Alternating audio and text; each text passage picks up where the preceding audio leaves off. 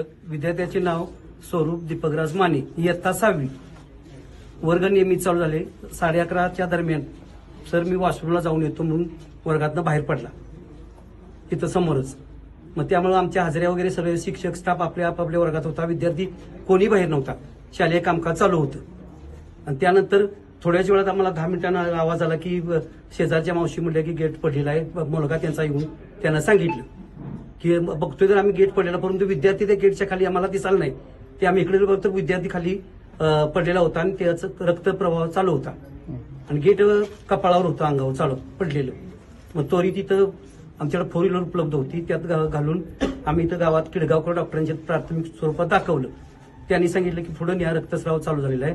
मग विन्समध्ये नेलं आम्ही प्रभूंच्या इथं. तर प्रभूंच्या इथं चेकअप केल्यानंतर ते म्हणले CPRला घेऊन जावा, स्टेटमेंट काय असतील ते तिथं चालू होतील. मग CPRमध्ये दाखल केल्यानंतर त्यांनी ECG वगैरे काढला. आमच्या समोरच मी वर्ग समोरच होतो आणि त्यानंतर त्यांनी डिक्लेअर केलेलं आहे की मुलगा हा गेलेला आहे म्हणजे तिथं जाग्यावरच.